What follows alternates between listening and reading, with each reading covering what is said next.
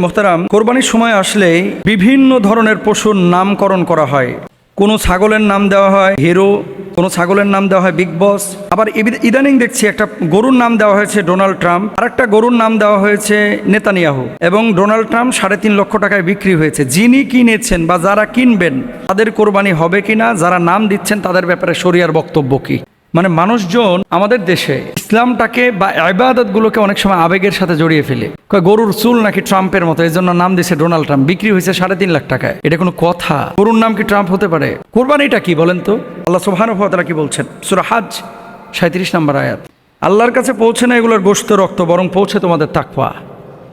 এখন এই আয়াত থেকে মূলত 4টা জিনিসের সমন্বয় হচ্ছে কোরবানি। মূলত 4টা। কয়টা?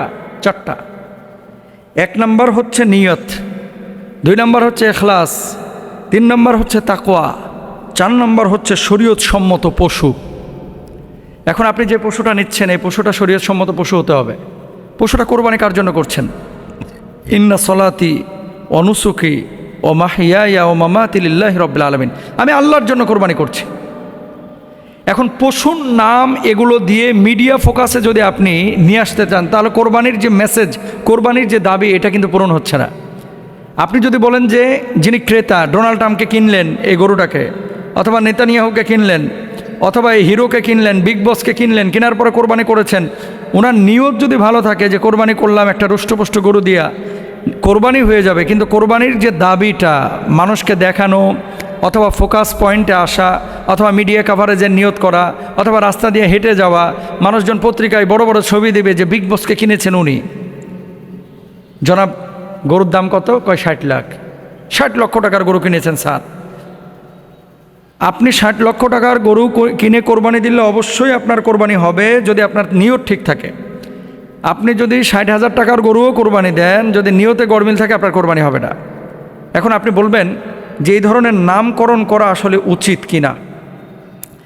দেখেন, এসব নাম রাখা উচিত নয়। ইন্নামাল আমালু বিন্নিয়াত, আল্লাহ সুবহানাহু ওয়া তাআলা রাসূল বলছেন সব আমল কিন্তু নিয়তের উপরে নির্ভরশীল। এবং আরেকটি আয়াত দেখেন, আল্লাহ সুবহানাহু ওয়া তাআলা সূরা হুজুরাতের 11 নম্বর আয়াতের মধ্যে বলছেন ওয়ালা তানাবাজু বিল আলকাব, তোমরা একে অপরকে মন্দ নামে ডেকো না, মন্দ নামে ডেকো না। এখন পশুটার নাম আপনি রেখেছেন, সেই পশুটার তার নাম তো গরু, তার নাম তো ছাগল, তার নাম তো খাসি। এখন আপনি নাম রাখছেন যেটা মানুষের সাথে সামঞ্জস্যপূর্ণ, অথবা তুচ্ছ-তাচ্ছিল্য করে। এগুলো আসলে অসুন্দর, অহেতুক কথা, অহেতুক কাজ। ওয়াল্লাযীনা হুম আনিল লাগwi মুরিদুন। ধর্মীয় যে কোনো ইবাদত যখন আপনি করবেন এগুলো শরিয়ার ফ্রেমে কিন্তু থাকতে হবে। কোরআন হাদিসের আয়নায় দেখতে হবে যে এটা কোরআন হাদিস অনুমোদন করে কি না। যদি করে আপনি করেন, আর যদি না করে তাহলে আপনি কেন করবেন? এটা তো আপনার জন্য জায়েজ নাই। এজন্য আমি বলবো যারা এই ধরনের নামকরণ করে ওই গরুগুলো আপনার না কেনাটাই বেটার, যাতে করে মানুষ সচেতন হয় যে এই ধরনের নামকরণ করলে আমার গরুটা কেউ কিনবে না। খবরদার এগুলো করেন না। কোরবানি এটা আল্লাহর জন্য। ইসমাইলি চেতনা, ইব্রাহিমী চেতনা আপনার ভিতরে নিয়ে আসতে হবে। অনেক সময় গোশত আপনারা হিসাব করেন, এত কেজি পাইলাম, এত টাকা, আমার তো লস হয়ে গেল 2000। না, এটা হচ্ছে লিওজিল্লাহি তাআলা, আল্লাহর জন্য। সুতরাং কোনো পশুর নামকরণ এরকম আপনারা করবেন না। এই ধরনের পশু থেকে আপনারা দূরে থাকার চেষ্টা করেন। আর মানুষ দেখানো, লৌকিকতা, এগুলো থেকে আপনারা দূরে থাকবেন। কোরবানি একমাত্র আল্লাহর জন্য, আল্লাহর সন্তুষ্টির জন্যই। আপনি যখন সেভাবে কোরবানি দেবেন, প্রত্যেকটা রক্তের ফোঁটার বিনিময়, প্রত্যেকটা পশমের বিনিময়ে আল্লাহ তাআলা আপনাকে সওয়াব দেবেন। আল্লাহ তাআলা আমাদেরকে বোঝার তৌফিক দান করুন।